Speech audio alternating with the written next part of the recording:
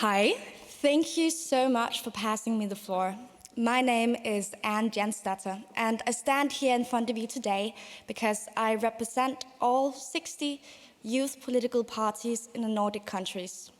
The Nordic Youth Council encompasses all these parties, and we meet up once a year to pass resolutions. Thus, we are the embodiment of youth engagement in the Nordic countries. So I hope you can give me attention. There are only 10 minutes left. I know your phones are tempting to look at, but I'll do my best to be entertaining.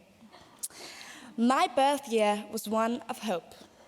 Me and my twin brother were born in the year 2000. And as humanity looked into a new millennium, the unrelenting optimism from previous decades became our Christian gifts. I'm a child of the promised generation. I'm a child conceived and born in the year of glittering tomorrows. The tomorrows where soon all humans would be free from the enslavement of extreme poverty, where wars didn't rage, and when the world truly would be one with dignity and liberty for all.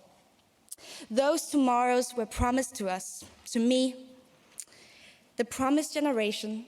It is our birthright. And yet, reality did not match dream. The world is once again faced with retreat. And as we've heard from many speakers on the stage, democracies are eroding, women's rights are rolled back, and wars are yet again raging. The world is not as promised. A superhero in a children's cartoon once told me that with great power comes great responsibility. I guess cartoons can be indoctrinating because I believe in that. And I also believe that with great privilege comes great responsibility. And we, the citizens of the Nordic countries, are the most privileged human beings in the history of humanity. Thus, our responsibility is great. Yesterday, we heard from both Amina Mohammed and activists such as Bruno Ogate, Sanam Adalini, Maubabis Siraj, and Pashtana Durrani, and I'm sorry I just butchered those names, but very important names. And they told us how Nordic countries can play a paramount role in international politics and in reforming the multilateral political institutions.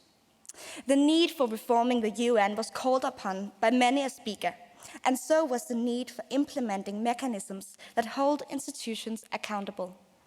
We should be leaders on that agenda. We were called upon not just to give lofty speeches, but to also be front runners when it comes to human rights, to apply the same pressure we've applied on Russian oligarchs on the leaders of Taliban. And we're told that how it's perhaps not in spite of our small size, but rather because of our small size, we might have the ability to truly make an impact internationally. I believe that's correct. However, though the small size of our nation has been mentioned many times, we should not forget that we together pose as the 11th biggest economy in the world. And money talks. Beautiful speeches make sounds, but money talks. The 11th biggest economy can channel a lot of money and a lot of peace if we listen to the professionals and the people on the ground on how we best channel that money. I thank the panelists today and yesterday for sharing their insights with us. Make the money talk, peace and not war. I think that's a good summary of many of the interesting panel debates we've been listening to. I hope those in Nordic countries with power will listen. Yesterday, Gudamund Halfdansson, and I probably just butchered that name as well, said, "I am a historian. I don't even have to think about the present, just the past." Well, as a child of the promised generation, I believe we not only think of, but also are, the past, present, and the future. I'm here to represent the Nordic youth at this conference, and I pass my deepest thanks to the Icelandic government and the other Nordic governments for including us, for listening to us. The Northern commitment to youth involvement is truly unique and should be spread globally. So what is the state of youth in the Nordic countries? Which policies are lit in the hearts of the politically engaged young people, you might ask? Well, since I speak on the behalf of 60 youth parties, I hope you'll listen and believe me when I say, I experienced a promised generation that is also a responsible generation. A generation that demands the promises that were made to us. We are willing to sacrifice at the blade of climate action initiatives and to live with the economic consequences of standing up to China and other tyrannies. That is something we share and fight for within our mother parties. The recent panel mentioned how there isn't a youth peace movement in the Nordic countries, and I disagree with that. Our peace looks different than it did in the 70s. There is strong beliefs in institutions such as NATO among all youth parties, and even the socialist parties of the 1970s now wish for NATO engagement. And also, please keep in mind that the climate movements are also peace movements. We have peace movements, they just don't look as yours. As I look out into this room, I look at people vested with powers, with your advanced vocabularies, distinguished degrees, your world-leading large salaries, and dressed in suits and heels. You speak of ivory towers and of solutions that cause peace. You even discussed how on earth you could get out of those ivory towers and down to us, the people on the ground, without those distinguished degrees, world-leading salaries, and who aren't dressed in suits and high heels. And that made me smile, because I wonder how many of you, like my 13-year-old little sister, refuse to eat meat or buy non-second-hand products. I wonder how many of you, like my best friend, give up 10% of your paycheck before taxes. And taxes are quite high in Nordic countries, so it's a lot, to charities. I wonder how many of you, like my ex-boyfriend, refuse to fly and instead spend days on shitty public transportation. I wonder how many of you, like me, spend most of your free time talking with youth and discussing ideas of peace, spreading the word. Probably not that many. I don't say this to point fingers, I just say to provoke, because that is my lot as a young person. But I wonder how many of you would ever be willing to sacrifice as much for the future as so many young people born in the millennium of the 2000s do right now. Because come on, it is entirely possible for you to live the same way.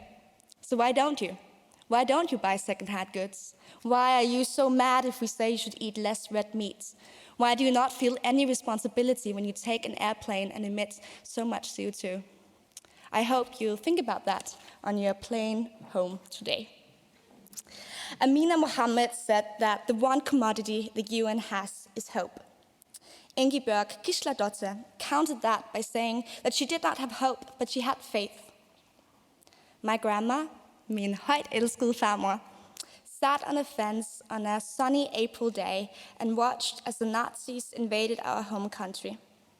Darkness then engulfed the streets of Denmark, as it was mandated by the occupiers to bar the windows at night and hide all light. And in that darkness, when light went into forced hiding, when oppression, death, and cruelty ruled in the streets of Denmark, and when it seemed impossible to ever again regain freedom, hope was more necessary than food. It's easy to give up on hope, but giving up on hope is a privilege only afforded to those of us who are God-blessed enough to live in society like ours. We don't need hope, thus we can afford to not hope. But I believe that's wrong. Each year on the 4th of May, my grandma lights a candle in her window to commemorate the light and the hope that always shone and which always shines, though it's forced into hiding under the regimes of oppression. Hope is what caused change, and that's why I'm hopeful. When the cruelty of the Second World War was defeated and my grandma was old enough to marry, her golden wedding band barred her from getting a bank account. As we heard in yesterday's panel, Afghanistan had a female minister before women in our nations had the right to vote. We, the Nordic countries, are now the peak of gender equality, though this wedding ring, only a few decades ago, meant I would have lost my basic rights. This shows how hope is easy to forfeit, but we shouldn't, because change is possible. If nothing else, and that's what the last few decades in the Nordic countries have shown, within 60, 70, 80 years, we have completely transformed our societies to something we'd never believed in 100 years ago. Thus, I think we should hope that that can happen in other countries as well. I am hopeful and I am grateful. I am grateful to be a woman of the promised generation and born in one of the Nordic countries. Grateful that I have access to education, to freedom, to democracy, unlike almost all women before me. And unlike so many of my sisters from the promised generation. I am grateful that I can stand here today and that I've been brought to this floor and you're listening to me right now. That is truly unique. Thank you so much for that. I am grateful that my twin brother is a man of the promised generation born in the Nordic countries. That he hasn't died fighting in rich men's evil wars. That he's raised with respect for women's rights and human dignity, unlike so many of his brothers born in the promised generation. I'm grateful that my 13-year-old little sister will not suffer death at the hands of childbirth, rape, and forced marriage, which is otherwise the leading cause of death for girls and women in my generation, the promised generation. I am hopeful because that gratitude is a consequence of only a few decades of action. I am a child of the promised generation. We, the brothers and sisters of the promised millennium, we, the people, we, the largest generation in the history of humanity, we who are both past, present, and future. We, the people, are the people of promise. And that is a promise I mean for us to keep. Thank you so much.